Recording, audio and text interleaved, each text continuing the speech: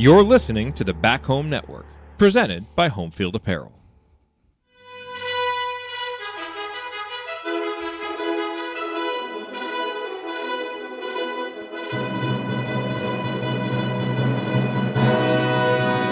And welcome, Hoosier fans, to a victorious episode of Assembly Call as Indiana starts their Puerto Rico trip with a 98-47 victory tonight against Bayerman, Universidad of Bayerman.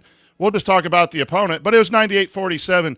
Indiana jumps off to an early lead, 26-15 after one, stretches that out to a comfortable 26-point lead, and ends up putting the game away, getting a lot of playing time for the second five.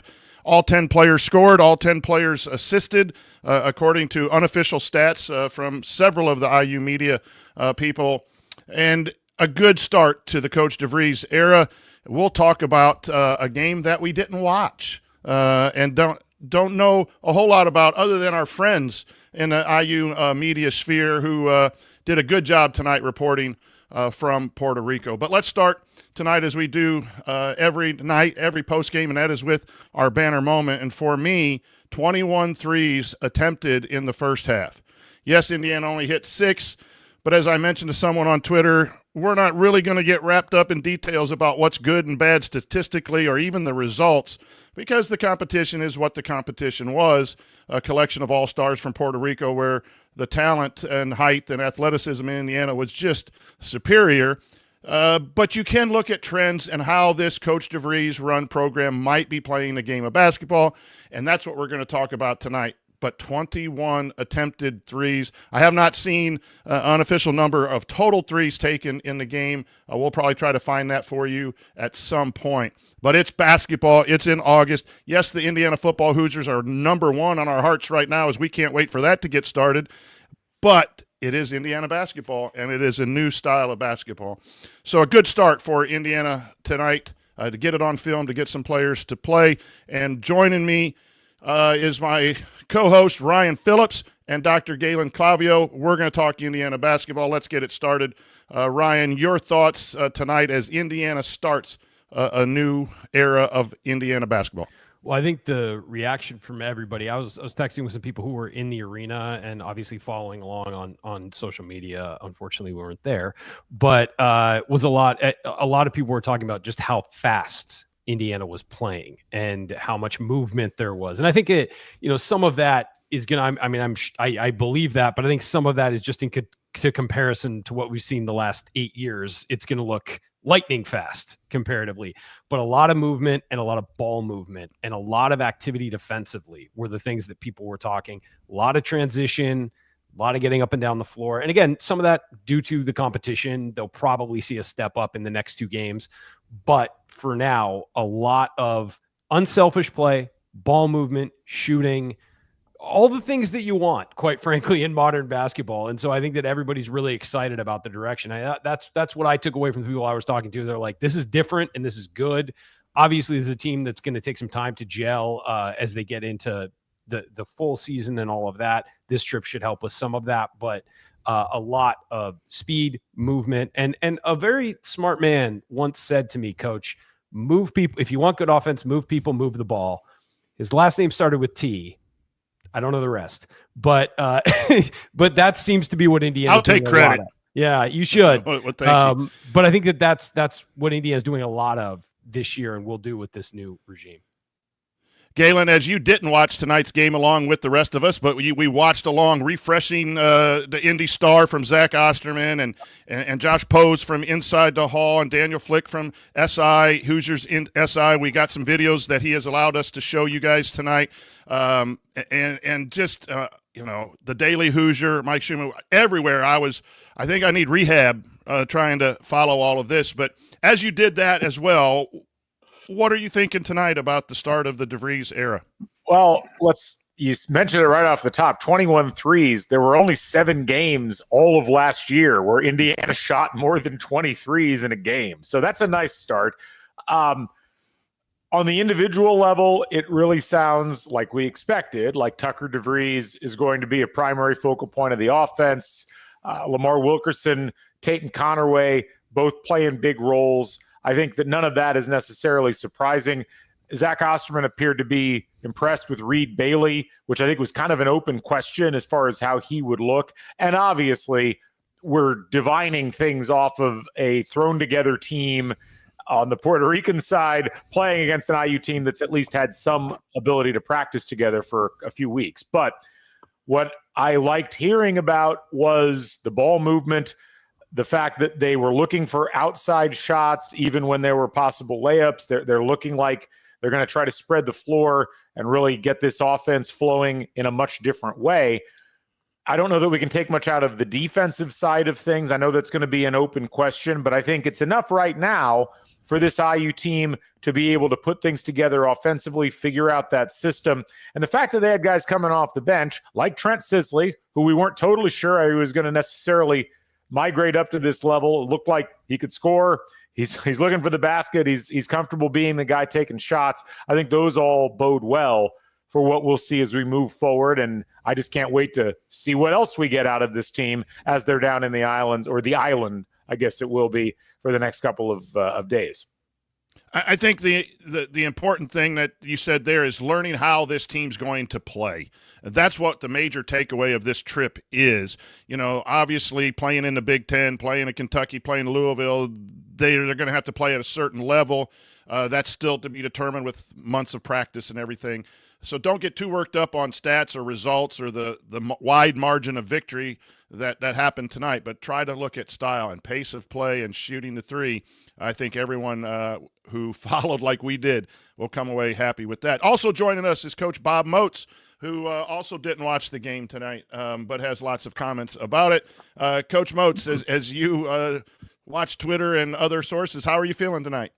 I think I got a callus on my thumb from all the scrolling I was doing and then switching between site to site. You scroll with your thumb, Bob? We need to talk about the ergonomics of that. Seriously, come on. Let's figure that out. I mean, am I supposed to use a finger? Finger guy, yeah. So I'm an old fat thumber. I also text with my thumbs too, which explains all the typos you get when I'm texting you all, or I'm firing out a tweet and I have to delete it after a minute. Ditto to a lot of what I heard from everybody here. It's great to have opportunities to get better. And after a team's been beating on each other for 2 months, it's good to go anywhere other than your home gym and play against guys that you aren't playing video games with an hour after practice. So I agree with Coach. The results are the results, but it does for us as fans and the people who are down there watching, gives us kind of a sneak peek as to how they're going to play. I liked hearing a lot of the transition stuff. That was my kind of the big thing for me, was that it wasn't like they were trying to slow. They're definitely trying to play up tempo, not trying to slow it down. Looking for threes out of transition. The proportion of threes to twos is something we're not used to seeing, as we've all kind of mentioned here. But it's also just getting the ball up the court quickly. Heard that Reed Bailey had a couple times where he just got a rebound and just took it coast to coast. Hearing that type of stuff, hearing that you can actually get your bigs in transition and they can actually initiate break, handle the ball for 6-7 dribbles, get it down the floor quickly, get it out potentially to a shooter or take it themselves. All of that is just it's a good thing to have, just to have starting off. Again, don't read too much into it. The kids are having fun. The staff's having fun. But at the same time, anytime you have a chance during summer ball to have some fun, also there's a chance to get better. And I think you're seeing them kind of grow. Over the next 3 games, you're going to see some growth. Yeah, pace of play and shooting, all of that I think is the main emphasis. We were able to grab some video thanks to Hoosiers on SI and Daniel Flick. And so Eddie has cut some of that talks about everything that you talked about. I think we have an initial fast break play that if you're watching on YouTube, if you're listening on audio, you can't see it. But Connor Enright drives the lane, kicks to the wing, down to the baseline, back to the wing. Like the ball moved between Wilkerson and DeVries, the 2 main shooters. And a lot of times people will just launch one. If you're a good shooter, I think both Wilkerson and DeVries had a shot when they first touched the ball. Okay. They could have easily taken a shot, but instead they made extra passes. That's a style of play. Yes, the ball went in. Indiana won big, but what Galen talked about and Ryan talked about and Coach Moats talked about, all is there in that one clip. that is exciting and modern and collegiate basketball that we've been clamoring for a long time. And again, it's one game, but again, the style of play.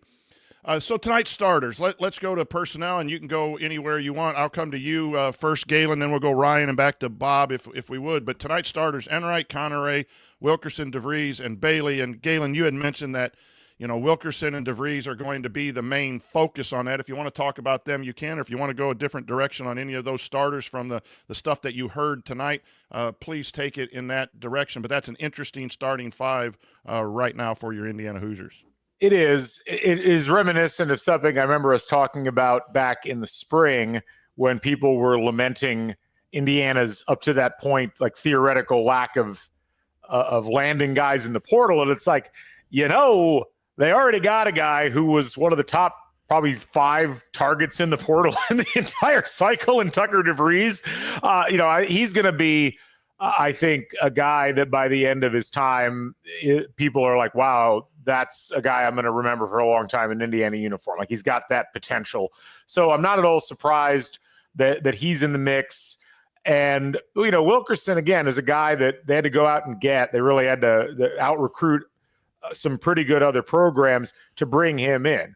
And I think a lot of times what's gotten lost in the evaluation of the personnel that's on this roster is the lack of big name Power 5 or Power Conference players that came in.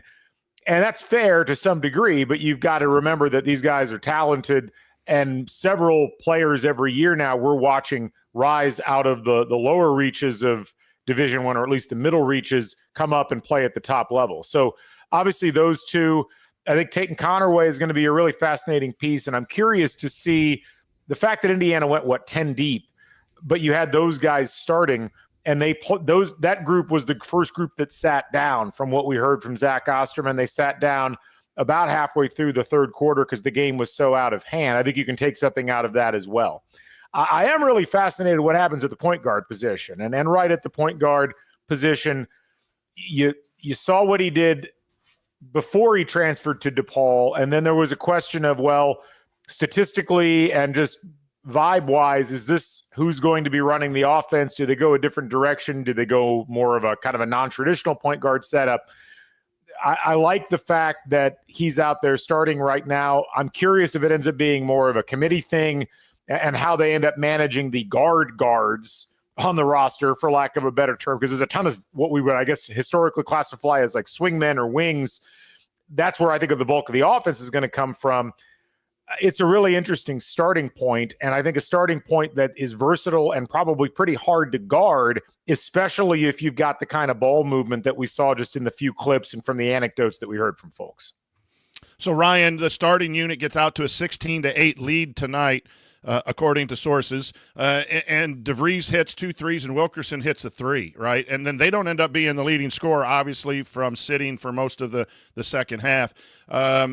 Those guys are going to be volume shooters and main scorers. I have some things on Connerway to share at the back end of all of this, but where would you like to go with that starting five, talking about what you heard tonight or what you just feel overall? Well, it's so funny because when you imagine like a classic IU basketball player, Tucker DeVries is it. It's kind of about that same size, shooter, pass, like unselfish passer. It's almost like I'm mad that we're only going to get him for 1 year. I think is kind of how I feel. And how is he not already here? But I think he and Wilkerson playing off each other, as we saw in that clip, just the unselfishness and the trust between the two, that I can give this up and I know he's going to hit it. And both of them doing that, because both of them, as you said, had a shot there. So them playing off each other is going to be very interesting because they're probably projected to be the leading scorers this year. So the way they have created a little bit of chemistry already is big. The rest of the starting lineup, it is interesting because Enright, I mean, if I watched him play at DePaul last year, I would say like that's the first guard off the bench for a power conference team. That's what I would think. He's the guy who's going to run the second unit and whatever. So him starting, he knows the system because he's played under DeVries before at Drake.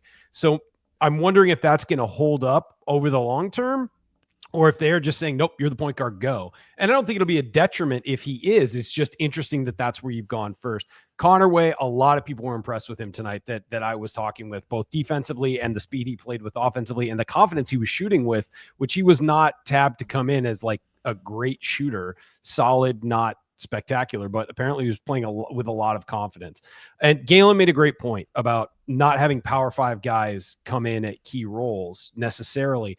But the guys who came in played very well at the lower levels. They are experienced. They've played a lot of basketball. They have gained accolades at the lower level. So it's not like a guy who was a freshman kind of fourth guy on one of these teams. These were like top level guys at their school. So I think that veteran presence is going to be big when it comes to these guys learning to play together. And on top of that, feeling the confidence that they can play college basketball. They won't be learning on the job. They know how to play college basketball. And I think that's going to be hugely to Indiana's benefit. And you saw that in the starting lineup are all guys who have had success. And so I think that's, again, going to be probably they're going to lean on that a lot this year. And I think that was reflected in the starting lineup tonight. Really appreciate Zach Osterman's live blog, and I'm going to read something I copied off of that early on about some of the starters. He said, a lot of Tucker DeVries and Lamar Wilkerson early. Both have made threes.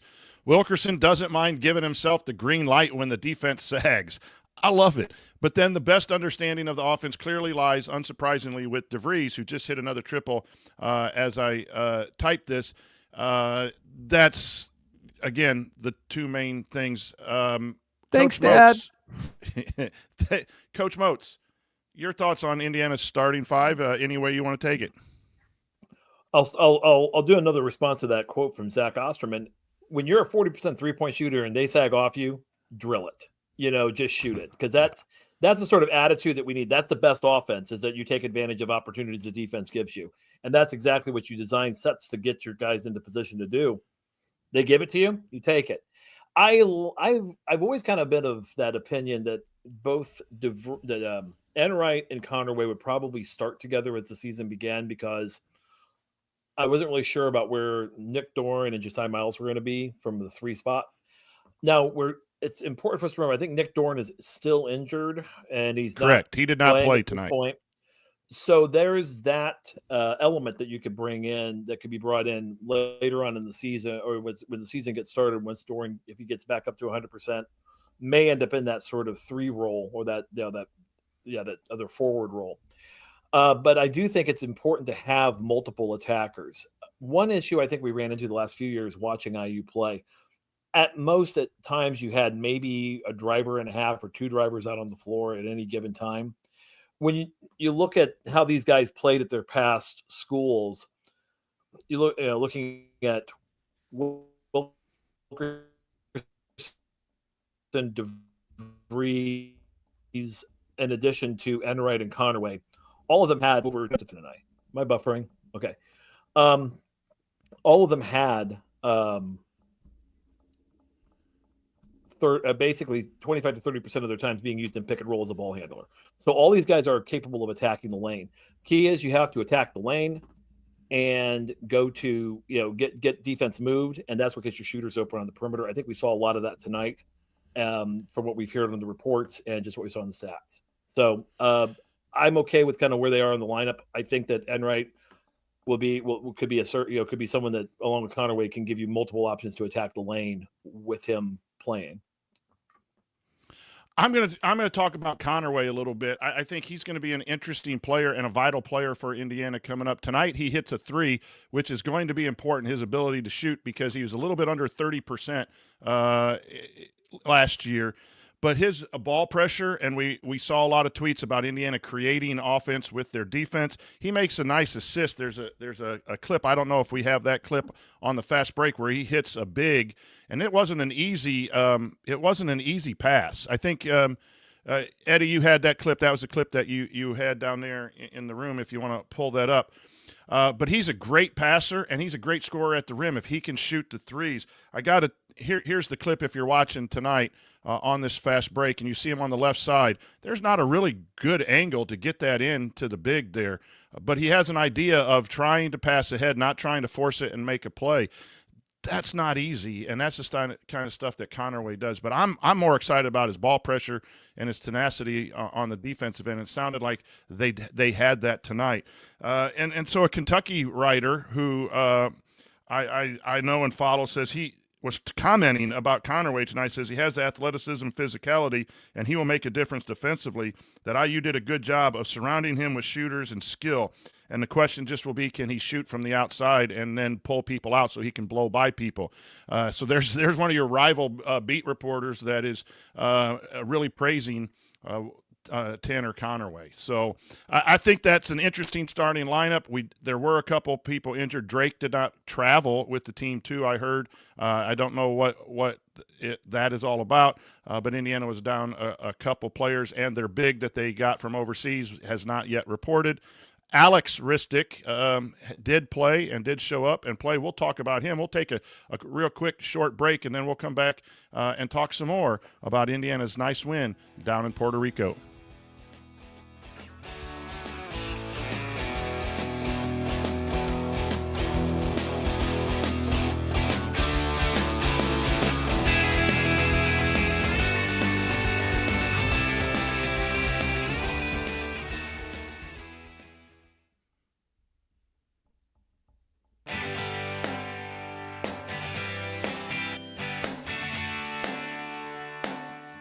Hi, this is AJ Moye.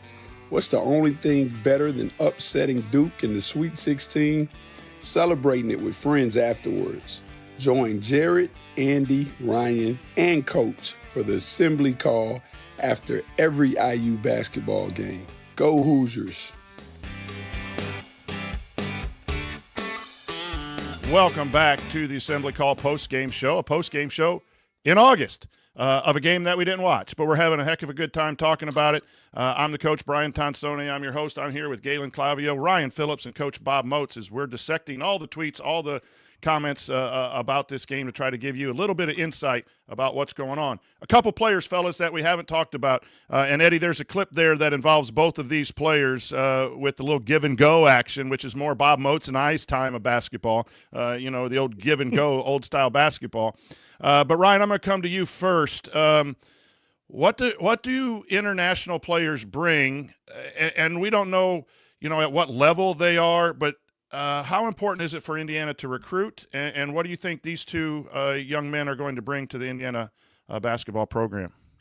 Yeah, that's Ristich, I believe it's pronounced. Yeah, scoring right here on the scoring. Video. And I think basketball IQ is a huge thing because you don't make it overseas if you don't have that. And I think just that recognition of where his defender was and breaking turned his head. Watch the defender turn his head, boom, he takes off.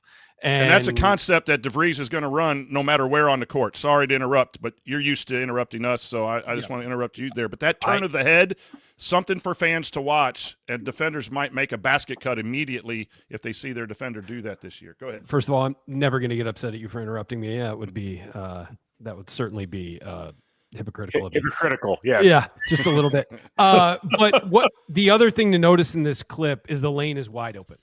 We haven't seen that in Indiana in years. And it's because there isn't a big man planted at the block. Wide open driving lane. And so what he sees is not only his defender turning his head, but because he's a smart basketball player, he realizes that floor is wide open behind him. Because it doesn't matter if your guy sags off of you like that, turns his head. If there's no room for you to cut, if you're going to run right into another defender, there's no point in cutting. So opens up, cuts. You see everybody, you see the two forwards collapse as well to come and follow that up. That's good basketball right there. And it's just good, clean basketball. And that's kind of what people have been asking for is spread the floor. And it's not just, I've said this a million times on the show, but you don't just spread the floor to hit shots.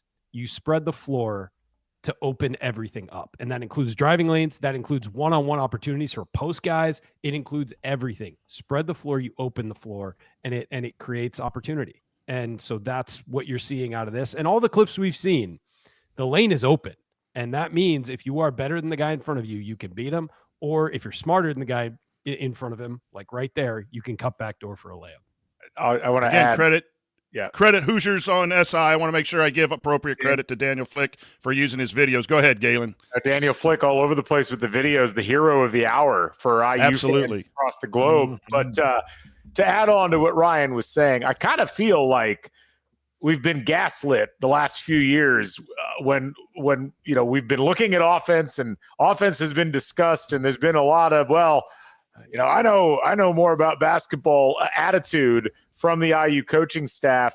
Like somehow spacing was a fad, like it was some kind of special burger topping that was going to go away in a couple of years. It's like, no, this is the direction that basketball went a long time ago, and it is early, but it's pleasant to see IU out there actually spacing the floor, and you can do it with a variety of different looks. There's not just one thing you got to get locked into. And I think to go back to what you started this with, asking Ryan about European players, it's such a huge stereotype, which I think is hilarious. But one of the things I think that you do see is that it's very skill-based. The training is very skill-based. And that is not what you get in a lot of American training. That doesn't mean you don't get great American basketball players, but American basketball players are generally great because of their athleticism.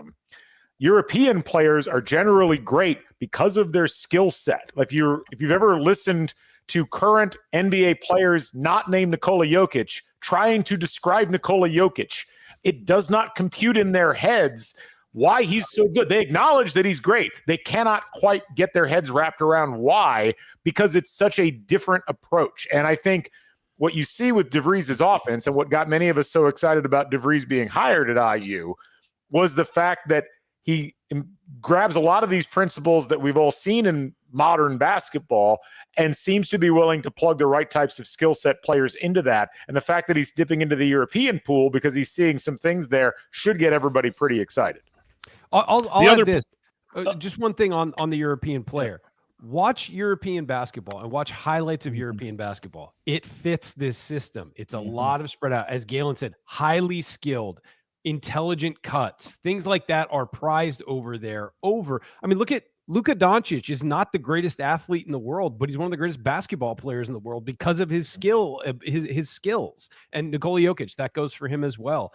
It's about intelligent basketball, taking advantage of what the defense gives you, and the other way around, if you're a defender, what the offense is giving you, and then also utilizing pure skill to get what you want out of your offensive sets. So I just think as he started recruiting Europe, I did think, wow, that's actually really smart because it all kind of fits together. All offense is spacing, and spacing is offense. Rick Majerus. Great coach, right? But can't wait for the triangle too that will eventually play. Exactly. But Galen's right. There are two types of spacing. You can stand still and space the floor, or you can be in movement and space the floor. And 98% of the teams move to space the floor. At times, if you get a post entry, spacing away, three-sided space away is appropriate, right? But overall, there are times to stand, but those are minimal. You're going to see a Coach DeVries team move to get that spacing on that offense in honor of Rick Majerus.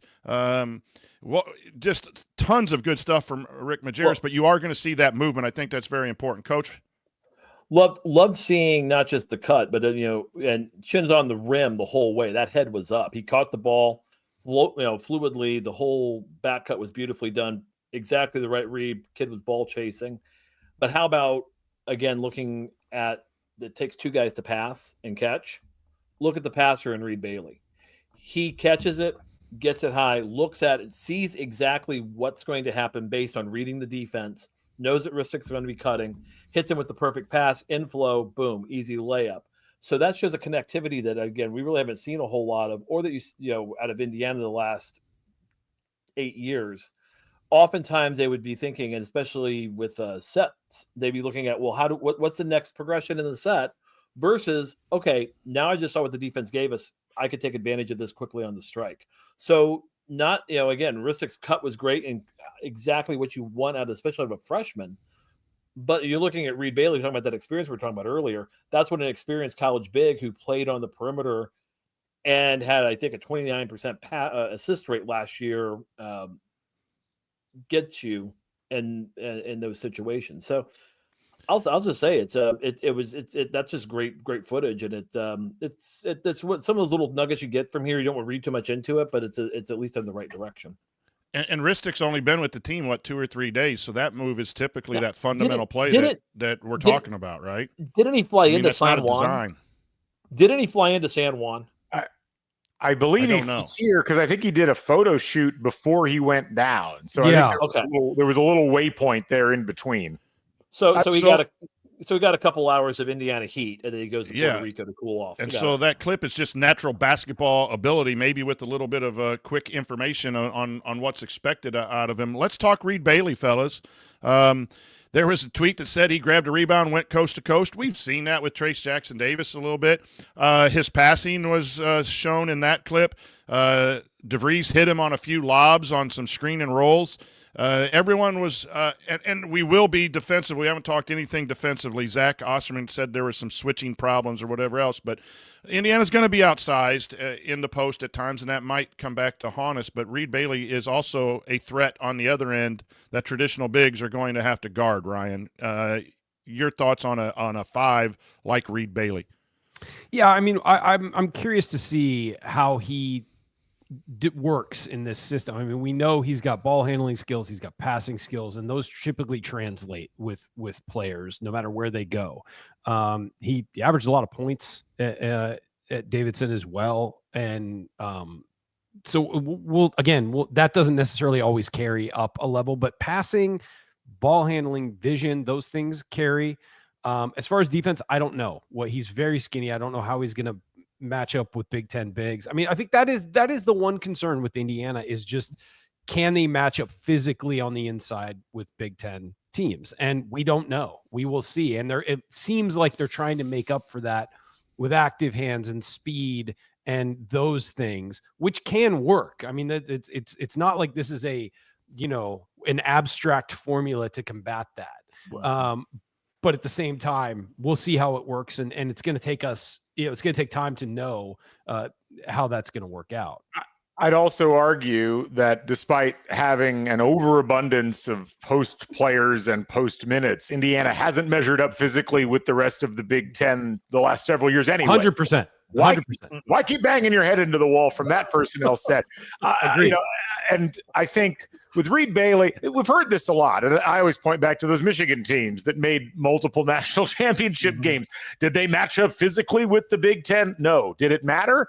No, it really didn't. And so I think that sometimes we get lost in the macro of what the Big Ten is supposed to be and how you're supposed to play it. And this is how you end up losing to Wisconsin 28 times in a row, or this is You're how not going to out Wisconsin. No. So if you can't go through them, go around them. This is how the forward pass was invented in college football. It's the exact same principles. So I'm really intrigued by Reed Bailey, and it's interesting because as we've started to get some clips and analysis from people around college basketball who have watched college basketball, Ant Wright had one, I think, the other day on Reed Bailey, and he was pretty impressed and felt like Bailey could be a consistent contributor. He's had 2 straight years of plus 100 Ken Pom offensive efficiency, shot 48% from the field or from 2, 42% from 3 last year, had a 25% assist rate, which was top 200 in the country. Yep. And that was, as I think, the top utilization guy on that team. And that's the A10. That's not the bottom of college basketball. That's a nice mid-major, almost major conference, not a power conference, but it's right there in that intermediate space. So I think they're smart enough to know that there's going to be times where they need to have rebounding in there, but there's going to be times when you would rather take advantage of being able to out quick at the 5 the opponent, knowing that if you don't get the rebound, you just get back on defense and you're set up and everything's fine. You don't have to go after every rebound. You don't have to contest every post possession. Right. That's, I think, the philosophy that we need to be looking at things with. Well, let me add this. I want to say, first of all, I don't think they're going to have a problem physically on the perimeter at all, because these are grown men. These aren't kids learning. These are guys who are veterans who have, enough physicality and speed to deal with the perimeter. on the inside, I think you're right, Galen, in that the other flip side of this is you think about the traditional post guy and whether or not you can match up with that. Well, opponents have to match up with Indiana with a post guy that can stretch the floor and move out on the perimeter. So it certainly goes both ways. And there's no question about that. And you're right. That was one thing that Michigan did really well, was the ability to pull that big man out on the floor. Now you got to put a guy in there, guard him out there, or else you're going to get crushed there. So I agree. It's a two-way street. It's going to be interesting how it plays out and how teams attack Indiana at that spot and how Indiana in return compensates for that. Do they have extra guys helping on the post? Do they sag down a little bit off of, perimeter guys to help, prevent the ball from even going in there? How do they handle that? It's going to be fascinating to watch, but the thing is, I have far more confidence, as you were saying, in this setup than what we've seen before, because these guys all feel like they can play basketball, and they have proven they can play basketball at this level, or at least in college basketball, and have had success. So them adjusting is more likely than what we've had, the rosters we've had in the past adjusting to fix any problems. One last player. Go ahead, Bob, and then I have one last player. I would just add in this. About. If you think for a minute that Nico Medved is sitting up in Minnesota thinking, I really just need to learn how to pound the post. If we think that Ben McCollum is sitting at Iowa going, we need to pound the post. If you think that Buzz Williams is thinking, man, I've always wanted to get out of the ACC to the Big 12, or to the SEC, to the Big 10, just so I can play cross screen, get the ball to the post basketball. I think the conference is going to be moving in a direction where it's going to be modern. And I think, Darren DeVries is I think front and center on that wave. That, okay, you want to bring in Jacobson kid from Purdue, like Ryan Britt hits the nail on the head. Okay, how do you get that kid out of the lane? Well, you can try to screen him, you could try to post him and just try to drop step him, or you could just get up out to 22 feet with a guy that can hit it, 25 feet to a guy that can hit the three ball, pull him out of there, attack it, get their tags in, and then have Wilkerson and Sisley or DeVries, Dorn, somebody drill a three-point shot at you. That's modern basketball. That's what we've been clamoring to see at Indiana. I think the conference is ripe for the right type of team with the right type of talent to do this. And it's refreshing to see that we're on the front edge of this versus trying to be like, well, the Big Ten always has been a biggest conference, so let's go try and play a 4 with 2 5s and see how this works. Because we know that it hasn't. Well, there's one more player that I want to talk about, but since we didn't have a run sheet, I forgot to say that we're sponsored by Home Field Apparel, and Coach Moats is wearing a very nice shirt from there. Go to homefieldapparel.com. They got some really good football stuff coming out, some boxes. You want to get it if you're an IU fan, if you have a fan of another school, you want to go there. They are constantly – and they now have a store down on Kirkwood, I believe, as I was down there for a taste of Bloomington. I walked by. I wasn't able to go in because I constantly had a beer in my hand, but I do look forward to seeing the new store. So if you're down for Bloomington, dropping off a kid at college, just going and getting a pizza or something, you can go and get some really good quality home field apparel stuff. I've gone too long without buying home field. I might have to do that as soon as the show ends. But Trent Sisley, 21 points tonight. As I said at the beginning, you can't get too wrapped up in stats and numbers and all of that. But we have a little clip of him hitting the three, so you can kind of get your first taste of Trent Sisley in an Indiana practice uniform, catching the ball on the lower right side in the corner and letting it fly as the defender closes out a little bit late for those of you who are listening on the audio. And he was able to hit a three. According to, again, all of our great sources, he was able to put in a rebound dunk off of a DeVries missed shot. So some athleticism, some rebounders, collected 3 rebounders. All stats are obviously unofficial as there were no live stats. But, fellas, jump in. Who wants to talk how do we react to Trent? I'll go to you, Bob, first. A freshman playing an opponent that we're better than. How do we as fans take 21 points from Trent Sisley here in Puerto Rico? I think it's always good to see a freshman come in and be ready to play. And looking at Trent Sisley right now, you can see a definitive role to get on the floor for this kid this season. I think it's a top 75 recruit, definitely in what my good friend Mike Weemuth would call the sweet spot. he's the sort of player that an in-state player that Indiana has been missing over the last decade. So seeing him that he's ready to play, jumping into the system, doing multiple things on the offensive end, and learning a little bit on the defensive end too. From some of the things I heard coming out of there was that Sisley had some struggles when he first got out there, learning how to kind of guard at this level and kind of guarding in the system. It's a lot more complex when you go into a collegiate guarding system versus a high school guarding system, especially if you've been in a situation where you've been trying to be protected for most of your high school career because they don't want you to get into foul trouble. So in the case of Sisley here, learning a little more about how to defend, getting corrected, and moving on, getting into positions in offense and scoring 21 points. At the very least, it's a good confidence boost for the kid. It's good for him from a confidence standpoint to be able to get out there and show that he can compete, and showing that his teammates trust him enough to get him the ball in those situations so he can get shots up. Ryan Galen talked depth. I think the major thing when you see 21 points from Trent Sisley is that this team is going to be deep. You got Alex Ristic. You got the new kid coming in soon that foul trouble, injury, or something, you can fit pieces in. I think that's my main takeaway. Galen? Yeah, well, I mean, I guess first and foremost, I just love seeing somebody in their first game in a uniform, not just an Indiana uniform, but a college uniform, go out and score 20-plus points. Like, that's got to make you feel good and build confidence that you're going to get your buckets, Trent. Get your buckets. Yeah, good on you. But to the depth thing, I think it was mentioned earlier, maybe it wasn't, but Zach Osterman had a report. Jason Drake is injured. That he didn't even make the trip. Nick Dorn also injured and is supposed to be out till later this fall. And both of those guys are listed as guards. So you're really talking about, at this point, the listed guards on the roster that aren't injured are Josiah Miles, Lamar Wilkerson, Enright, Connerway, Sisley. Actually, Sisley's a forward. But what you're going to have is a situation, I think, where they have to shift a bunch of people around with those injuries. And if you can score, it gives you a good reason to be on the floor, even if it doesn't necessarily carry over fully into the regular rotation at the start.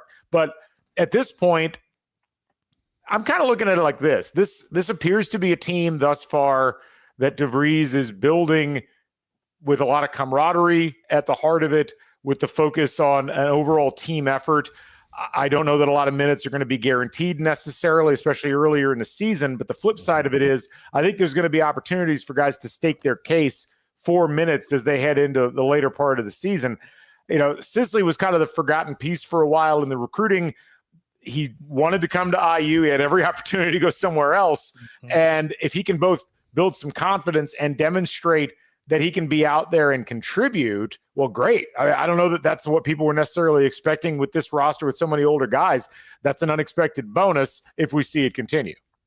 Yeah, I think with Sisley, if you look at his game, and I don't think he's as well. He's not there yet, but he and Tucker DeVries kind of line up in their abilities on the floor, and so I think he's the understudy to DeVries. Now, I don't know if he's going to be the first off the bench to replace DeVries, but that's his job this year. Be that dude's shadow and learn how to play like that. Mm-hmm. And if you do that, you're going to have a great career at Indiana. And I think that tonight, a guy scoring 21 points in a massive blowout, he's going to take you to shots. He's going to get comfortable. He's going to do that, and he's going to play like that. But as the competition gets tougher, there's going to be more of a learning curve for him. So I don't think this is Trent Sisley can come off the bench and get you 21 during the season. So right. Take it with a grain of salt. Mm-hmm. But it's nice to see a young guy step in at Indiana, which we haven't seen in a long time. A guy in that range, that 75 range, step in with confidence, even in a preseason game, and take some shots and hit his shots and make them and shoot it confidently from deep, which has been a huge problem with this program for so long. So I think that him being empowered to be that confident in himself is a huge thing, regardless of what the results are down the road. But I do think that if you look at the setup, how this team is set up, that kid needs to learn everything he can from Tucker DeVries while they're on the same team and try and become that kind of player, because I think that that's a kind of guy who can succeed at Indiana for a long time. If you're going to assume, if you're going to assume for a second that Tucker DeVries is going to play about 28 to 32 minutes a game, which I think is probably about right, I think that's a pretty good thing, as you go into Big Ten season for a kid like Sisley to come in and spell him. I can see I really see that. I agree totally that's the understudy sort of position that he'll be in, and it's just a good piece. It's a good depth piece. But I agree that he's here. He has a great opportunity to learn from a guy that really knows the position that he's going to be expected to play in his time at IU.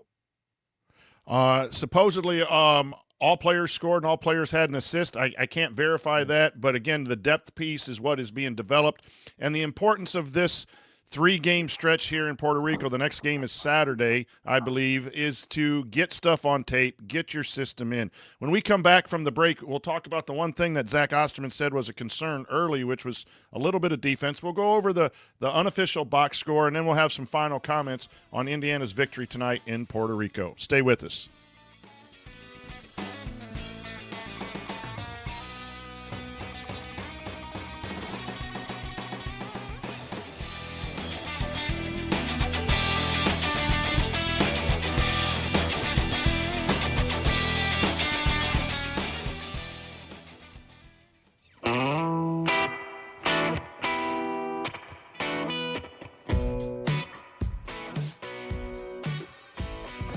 Welcome back to this. I never miss an open three, and I never miss an episode of the Assembly Call.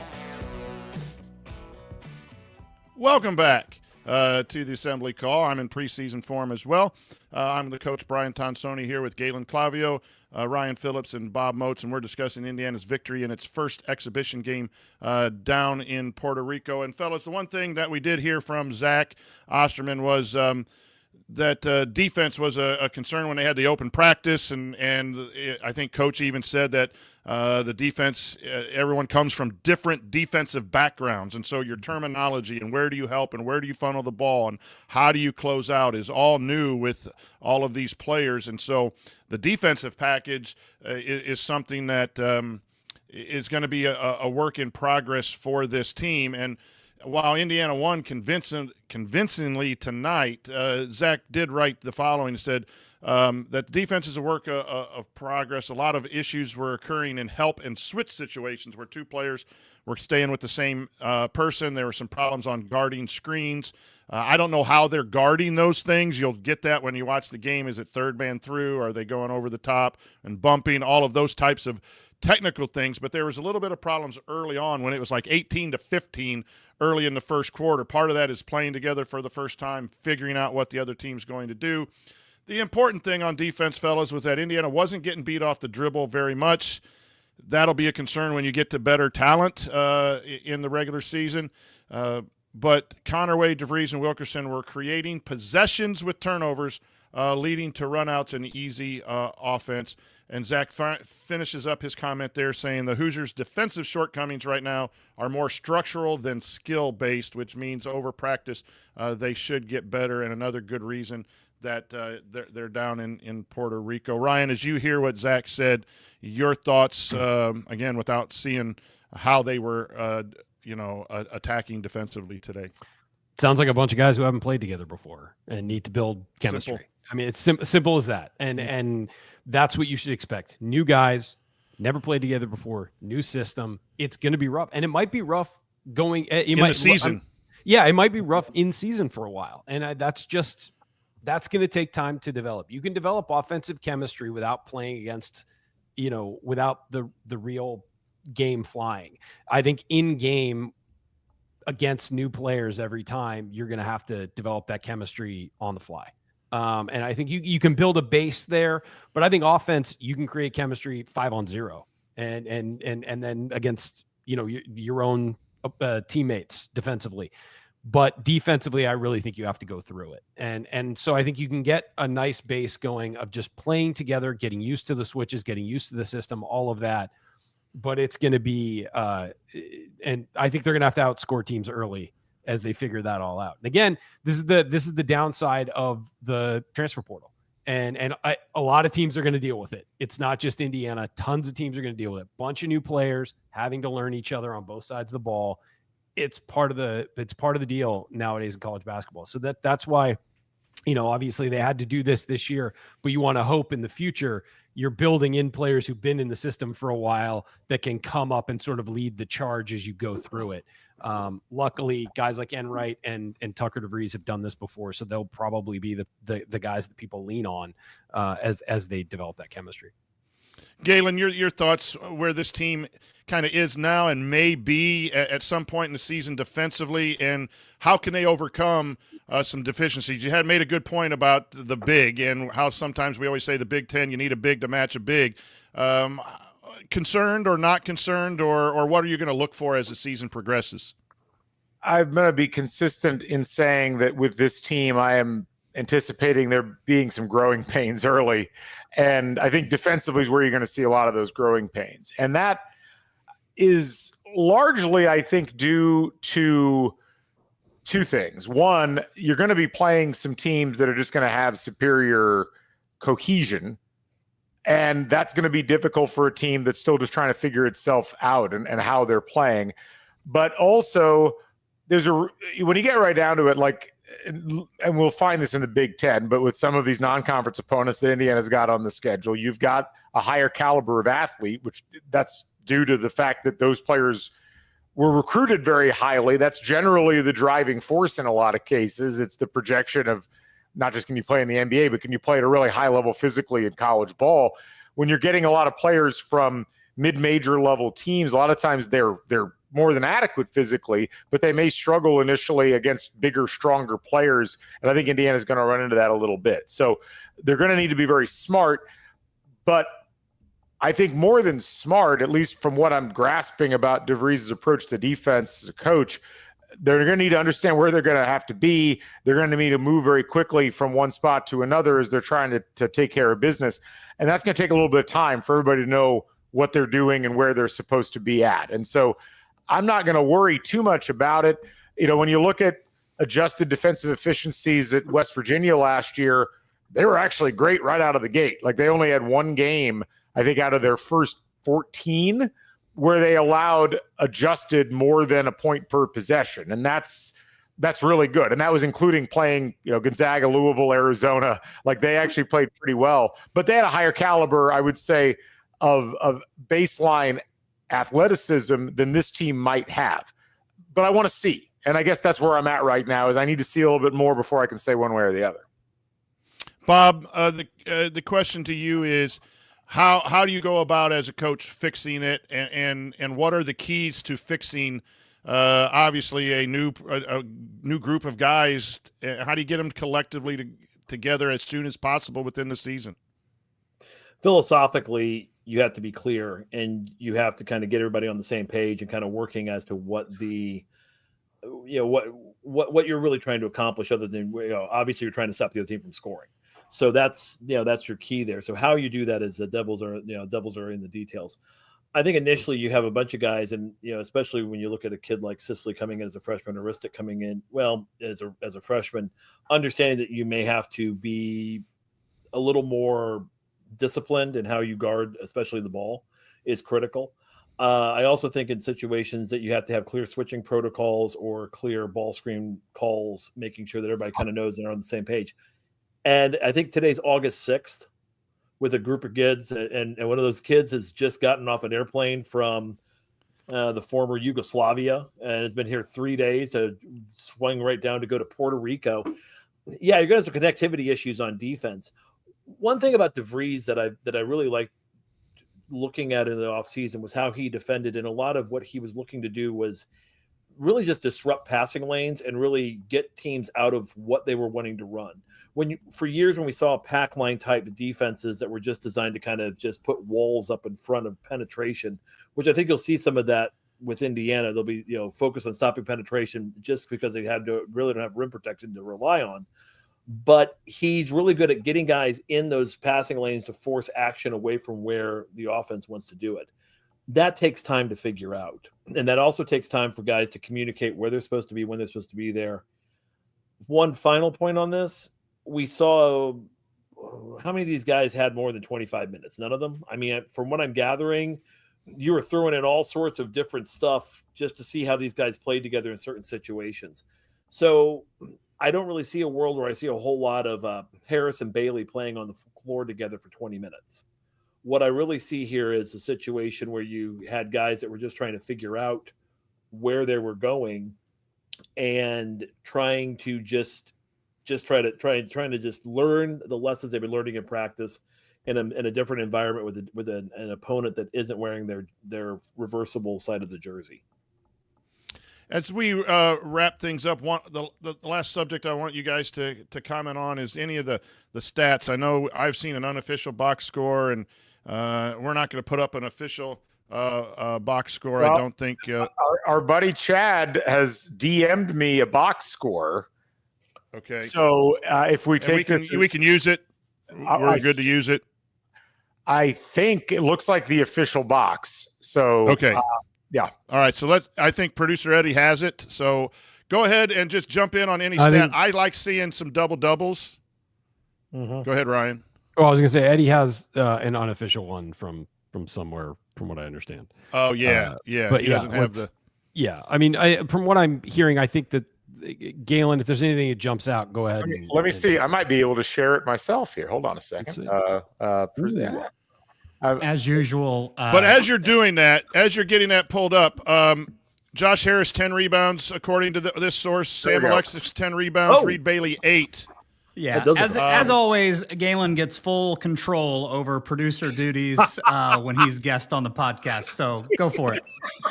So take it wherever you want. I like the attitude. Again, the talent level, you got to be careful with stats, but you see who's going to the boards and that they have a mentality of going to the boards. And early on, Coach DeVries has talked about the ability to close out defensive possessions with rebounds is going to be important. And then Connerway, I think, had 7 or so rebounds too. Guard rebounding is going to be important. So, again, the trend, guys were going to the boards, and they got volume numbers with 11 players playing. That's what stands out to me. Who's up next? Who wants to take a shot at something next? I'll jump in. I'm just Bob. looking at this. Tucker DeVries, 7 assists. Lamar Wilkerson looks like he has 5. So your 2 assist leaders coming on this team are the 2 guys that you're expecting to be your leading scorers and your 2 best shooters. That tells you the ball was popping. Yeah. And then you take 32 32 assists on 41 field goals for a team that wasn't running any offense. And well, and the other thing there is the 32 assists and 13 turnovers. And again, grading. Take it with a grain of salt. Yeah, of course. But look for the overall messaging. You turned it over 13. They had 14 steals also. Yeah. You had 14 steals. So, yeah. No, and one downside, and we're always going to see that downside, 9 of 33 from 3. Yeah. It's hey, Ryan, I would just call that status quo. Yeah. But no, I mean, Trent Sisley was 3 for 3, though. If you want to go back to the confidence piece, that's nice. I doubt there are going to be many games where Lamar Wilkerson is 3 for 13 from 3. So I'm not really upset about that. DeVries 2 of 7, Sisley 3 of 3.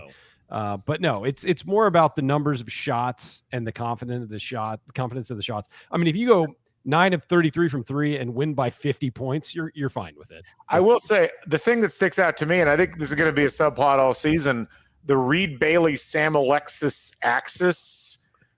I'm curious how much of what occurred were they both on the floor at the same time? Was one coming in for the other? Is that your exchange? Are they on the floor together a lot or not? That's an interesting one because Reed Bailey obviously, 10 points, 8 rebounds. Sam Alexis 10 points, 12 rebounds. That bodes fairly well, I would say. And I'll say this too: they are wildly different players as well, and it's going to be interesting how if the team shifts the way it plays based on who's in that game. I doubt it will be dramatically, but I think that it would certainly be. You're going to have to make some adjustments to the personnel on the floor, which is what good teams do. Our friend Moose with a great comment about what we're doing on a live show none of us watched and no one saw it. We have in the middle of August. Plus, his comment now blocks Bob's picture, which is a double plus, Moose, for having me put that up. This is Coach Moat's erasure. Let's stop it. The Mike Wazowski. I think who is that looking at the bottom again? Oh, that's you. Oh, there he is. I will. Yeah. To Galen's point, it was interesting looking at the minutes distribution between Alexis, Bailey, and Harris. And there were 45 minutes of your three main, what you would call your three bigs. There's only 5 minutes of overlap. So the good news there is it does appear that you have an axis or maybe a triumvirate, a triangle. Yeah, easy for you to say. I know. I'm trying to figure this Trio. out. Trio works. Let's use the musician. I was trying to triumphant. I was trying to do that one, and I couldn't get the word out. I still can't. So anyway, now you got these three guys who, basically there's only 5 minutes of overlap of what we would call two bigs on the floor. We are going to see, I think, a lot of small ball out of this team. And looking at DeVries, rebounded pretty well again. He probably, I would definitely say he had a size advantage and a skill and athleticism advantage over who he's rebounding over. But good numbers there. But just kind of some interesting thoughts as we're going through this. So, fellas, time for last call. We've had fun talking. It is a game we didn't watch. I don't know that we can go much more than an hour. It's been fun being with you guys and seeing some of our friends a little bit. But it is time for last call on this 98-47 victory in an exhibition game one for the Hoosiers. Coach Moats, we'll go to you for your last call on tonight's victory. Basketball in August, is there anything better? I don't care that I didn't see the game. I got a stat sheet. I'm here with you guys. We got 400 people who are watching this, right now, who are starving for something positive. At the very least, take the positives from it. The guys got better. They went down there and apparently played a game, and it did okay. So we'll go with the good time had by all helps. Galen, as you are fired up about football, we appreciate what you do with Crimson Cast. And if you're on here and don't follow Crimson Cast, you're really just missing out. We're going to have a great football season, so fire up for that. We just really love what you do. But it's basketball this August 6th. Your final thoughts on the start of the DeVries era? Well, first of all, thank you. You're far too kind, Coach. We actually have a new Crimson Cast dropping tomorrow morning, so keep an eye out for that on the Backbone Network YouTube channel or anywhere you find podcasts. As far as what I take away from all of this, it seems like, and we've gotten video reinforcement of this, it seems like a fun and energetic group of guys. And I can say, having met a couple of them down at the French Lick event, very, very friendly, very approached me and started asking me questions, which you don't normally get. Seems like a fun system from the few clips we heard and the way that it was discussed. And man, I know it's August, but the fact there's this many people on here, we need something. Just let's not be so serious about all of this. This seems like a fun thing. Mm-hmm. It's a fun outcome for the first time that we'll see these guys in a quasi uniform this season. And the fact that the games don't matter in terms of the outcome, but the team's starting to coalesce, and we got to see just a little bit of bits and pieces of it and got a chance to talk about it. That makes me really happy as we head into the rest of August. I'm curious to see what happens the rest of their time down there. Ryan, last call. This is fun. I'm talking basketball with my friends in August, and we've got a game. And as Galen said, it's a system that seems fun. There's a lot of positivity behind the program. It feels like a new day for Indiana basketball. It's felt that way, for a couple months, but there was some, are they going to get the guys? Are they going to, the recruiting? How's it going to work out? All that. But I mean, they're playing games now. And I know we're going to get a break and they're going to be no games for a while, but we got football and Kurt Signetti to take our time away at that. But it's right now, it just feels like a breath of fresh air with everything that's going on with this program. And I'm so excited for it. I don't know if you can tell from how positive I've been tonight, but I'm very excited for it. And I love being on here, talking basketball with my friends, being in the chat with you guys. Let's make this a fun season. It's the first one of a new era. Wherever the expectations will be, they'll be, and whatever the results will be, what they are. But this is going to be really fun, and it's going to be enjoyable, and we're all going to have a great time with it. And I can't tell you how excited I am. And watching some of the clips from tonight, seeing the open practice footage, all of that. This is the kind of basketball we've been begging for. So let's all enjoy it while we can. At the times we get to see it, let's enjoy it. And it's Indiana basketball. And one last clip for the people who are watching on YouTube or videoing. Here's Tucker DeVries in his first year signing autographs for some young kids. If you're listening on audio, it's Indiana basketball. It deserves to be better. We've had some struggles. It looks to be more modern. There will be up and down times. We cannot promise wins, losses, tournament, or whatever. But this is Indiana basketball. I'm glad Tucker DeVries and Coach DeVries are here, and they're continuing on the tradition of just getting new people in. And we appreciate all of you joining us on this August evening. Again, tune into Crimson Cast. Tune into the Back Home Network. We got a lot of good things going on. Some new podcasts popping up. Galen, real quick before we end, football weather. We got so this has been really exciting. We will have 3 new shows launch on the Back Home Network. 3 new entire shows over the span of 6 weeks. Football weather, which is me and Matt Blaska talking college football nationwide, but from a Midwestern perspective, which is desperately needed in the sport. We got sideline stories with Trisha Whitaker and Sydney Parrish. They just had Joe Buck on today. Amazing episode. You should go check that out. So good. We got so good. It was awesome. Joe is amazing, and Trisha and Sydney do an awesome job. And launching first week of or the week before, I think, of the season starting, the Big Red Carpet with Rhett Lewis of the NFL Network and Big Ten Network and formerly IU Radio. It's a great time to be on the Back Home Network. And is it? I know what we were talking about in September. Is that public knowledge yet, or do you want to make an announcement on that as well? There'll be some news coming up shortly. We're not quite ready to officially announce it, but I think many of you will like what you hear. So I'm glad I asked. my guest room is already used. Is already up for that night. Just so you know, my guest room is already spoken for. Tremendous. So a lot of great things happening with Indiana sports, especially with the Back Home Network. Subscribe to us on the social media, on YouTube. Follow us on all the social medias. We are moving and places and moving people and getting a lot of stuff. And so it should be your podcast home and your Indiana University home. And a lot of thanks personally. I'm going to throw out to Galen for the work that he's done behind the scenes to bring in these new shows, to continue to move us down the line. And I know there are a lot of people that are involved, but Galen, you are the godfather of the podcast, and you are really doing a great job with the Back Home Network. We appreciate you tremendously. Thanks. So Thank you. Indiana guys. wins. First game under Coach DeVries. We hope there's many more. Still a lot of growth to go, but that'll do it for our show tonight. Indiana plays Saturday. I'm not sure when Assembly Call will be back on, but again, check out those Back Home Network shows. We thank you for tuning in. Good night.